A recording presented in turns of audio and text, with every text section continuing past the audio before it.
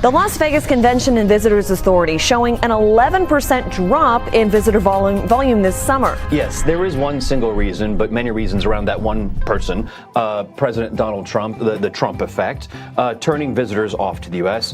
A recent dip in tourism is shaking up the Strip, and it's the casino dealers who are paying the price. More layoffs at MGM Resorts. Hundreds of workers tonight now out of a job. Tourism is the lifeblood of Las Vegas, but lately that lifeline has been thinning. How much did you pay for this? $33. $30 for that be some drink.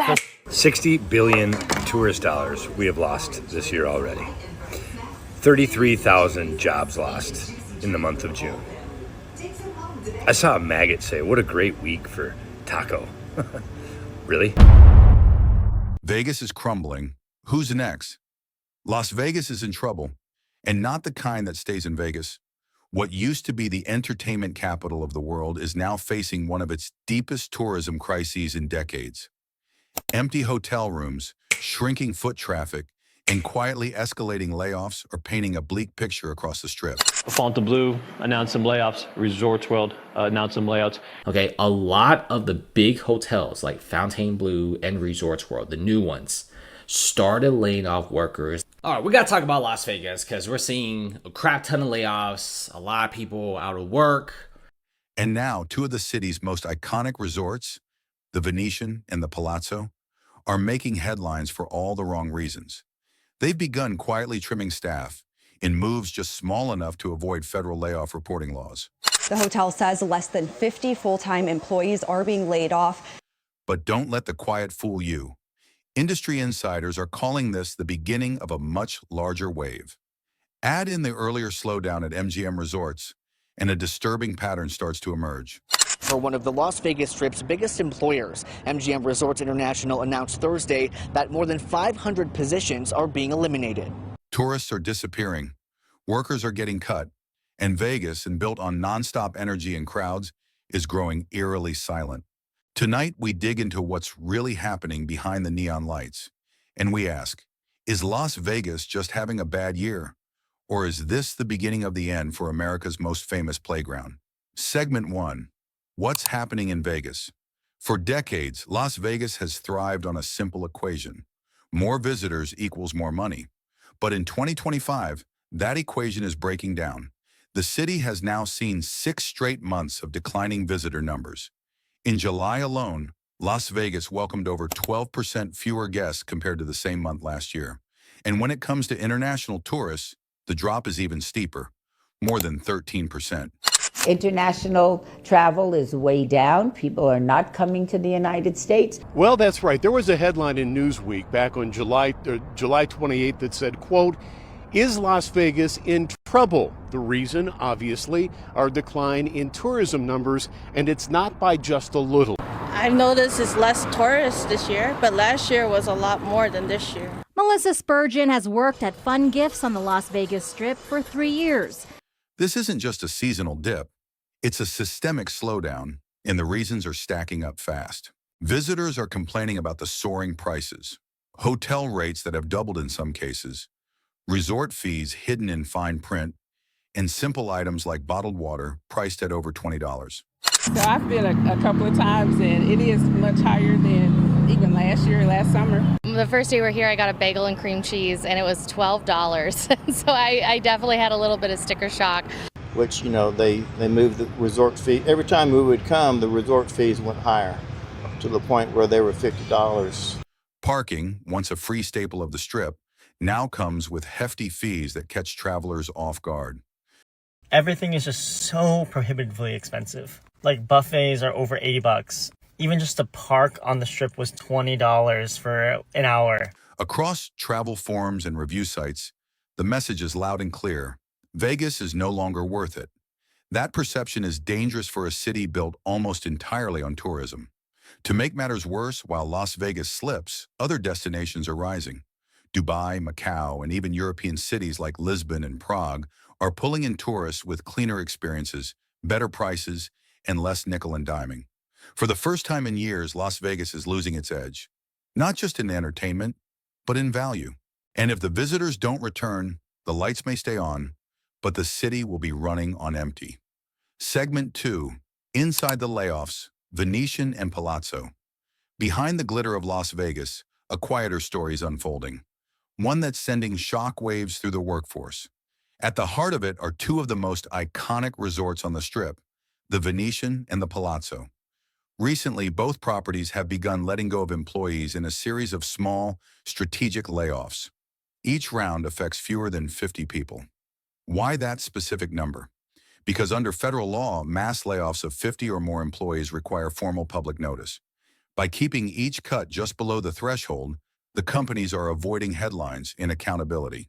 But make no mistake, the impact is real. These aren't just frontline workers.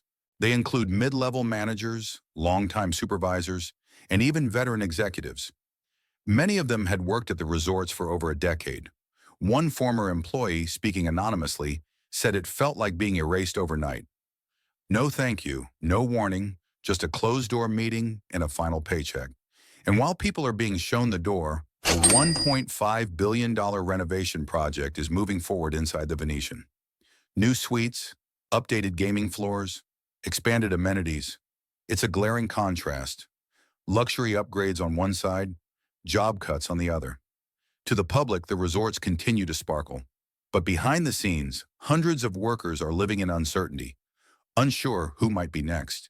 And if the pillars of Las Vegas are trimming staff this quietly, what does that say about the state of the entire city? Segment 3, the domino effect. MGM was first. If you think this is just about the Venetian and the Palazzo, think again. The signs of strain started earlier, with none other than MGM Resorts. As one of the biggest names in Las Vegas, MGM's troubles sent an early warning to the rest of the industry. In the first half of 2025, MGM reported a revenue drop of over 4% from its Strip properties. That might sound small, but in Vegas terms, that's tens of millions of dollars, and a red flag for investors. In response, MGM began cutting costs. Staff hours were reduced, new hiring slowed, certain amenities were scaled back, and just like that, a resort empire began to pull back. Now the Venetian and the Palazzo are following a similar pattern. It raises a question no one in Las Vegas wants to answer out loud. Is this the next domino after MGM's collapse? Because when giants begin to stumble, the ground shakes for everyone around them. Smaller casinos, boutique hotels, restaurants, and entertainment venues, they all rely on the health of these flagship resorts. And when those start cutting back, the effects ripple through the entire ecosystem. From the blackjack dealer to the food truck vendor parked outside, the economic chain reaction is already underway, and it's not slowing down. A year ago, I was making anywhere from 150 to 200 a day. Now I'm making anywhere from 50 to 60 a day. Segment 4, the Trump effect and visa policies. While economics are a major piece of the puzzle, they're not the only force dragging Vegas down. Policy, and especially on the federal level, is playing a huge role in what's happening behind the scenes.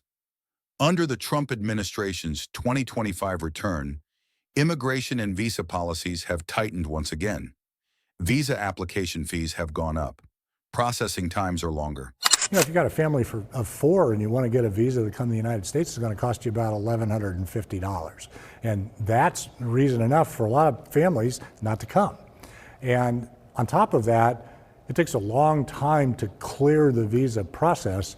Travel advisories and political tensions have made many international tourists think twice before booking a trip to the United States. Stunning images of near-empty passenger planes are popping up on social media. These international flights have many tourists flying to the USA practically alone. And Las Vegas, once a dream destination for foreign travelers, is feeling the consequences. Canadians, who have historically been one of the city's most reliable tourist groups, are coming less often. This is the U.S. departures area of Montreal's Trudeau Airport, which is particularly quiet at the height of summer. And one of the most visible signs Canadians are staying away. He created an atmosphere that's very hostile for us. With everything going on south of the border, it just seemed to be a lot safer to just travel within Canada. European visitors, once seen flocking to Vegas shows and casinos, are now choosing easier, cheaper alternatives. Places like Spain, Portugal, or even the rising entertainment scene in Dubai. It's not just about cost, it's about perception. For many travelers abroad, America feels less welcoming than it used to. I love going to the U.S. I spend a lot of time there. But now you're curtailing that. Yeah. Yeah, no. All in direct response to what President Trump is up to. Basically, Yes, yeah. yes. Yes. That may not be the intention of policy, but it's a clear result. And in a city like Las Vegas, where international visitors once brought in a disproportionate share of spending, the loss is devastating. Without a steady stream of global guests, the city's economy becomes more fragile, more exposed, and more dependent on domestic trends, which, as we've seen, are already shifting. Segment 5, the real cost, workers left behind. Behind every flashing billboard and luxury suite in Las Vegas, there's a worker keeping the city running. And right now, thousands of those workers are starting to feel abandoned. More than 300,000 people in the Las Vegas area depend on tourism for their livelihood. That includes not just hotel and casino staff, but also drivers, cleaners, performers, cooks, bartenders, and countless small business owners. When a resort cuts 100 jobs, it doesn't just affect those 100 people. It affects their families, their neighborhoods, and everyone whose income depends on the money they spend. Think about the ripple effect.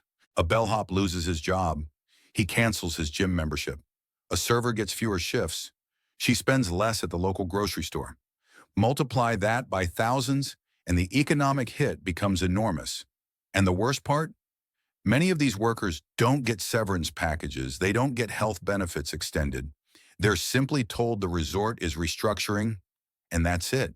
Some longtime employees say they didn't even get a goodbye. It's not just a loss of income, it's a loss of dignity. These are the people who helped to build Las Vegas into what it is today. Now, as the spotlight fades, they're being pushed into the shadows with little warning and even less support. And the question becomes, who's looking out for them? Segment 6, Vegas responds. Too little, too late. To be fair, Las Vegas isn't sitting completely idle. Some resorts are taking steps to win back visitors and restore trust. Hotels like Excalibur and Luxor have begun rolling back resort fees, once seen as unavoidable. Others are bringing back free parking, which had quietly disappeared in recent years. Bundled deals like stay-and-play packages are making a comeback, aiming to offer more transparent pricing and real value. There's also a shift in focus happening. Less emphasis on high-stakes gambling, more attention to entertainment, family-friendly events, and live performances. Some properties are experimenting with community-oriented attractions, food festivals, art exhibits, and immersive shows. It's all part of a rebranding effort to transform Las Vegas from a gambling mecca into a broader entertainment hub. But there's one big problem: trust. For years, tourists have felt nickeled and dimed by surprise fees, long lines, and underwhelming service. That reputation won't vanish overnight. And as the economic strain continues, travelers may be slow to forgive and slower to return. I've been to Vegas like probably 20 times, and I definitely think this is the slowest I've seen in a long time. We will probably never come back again. This is probably our last visit. So the question is, can these changes come fast enough, or has the damage already been done? In the race to reinvent itself, Vegas may be running out of time. Las Vegas is no stranger to reinvention. It's survived recessions, scandals, and even a global pandemic. But what we're seeing now feels different. This isn't a sudden shock. It's a slow, steady unraveling, driven by economics, policy, and a growing disconnect between what Vegas promises and what it delivers. The Las Vegas tourism crisis of 2025 isn't just a warning for casinos. It's a wake-up call for the entire model this city was built on. Because if international visitors don't return, if domestic travelers continue to feel priced out, and if workers keep getting left behind, then Vegas won't just lose profits, it'll lose its identity. It won't be the city that never sleeps. It'll be the city that forgot how to listen. Because in the end, it's not the slot machines or the neon lights that keep Vegas alive. It's the people, the tourists who come, and the workers who serve. And if they stop showing up, what's left behind isn't Sin City, it's a silent one.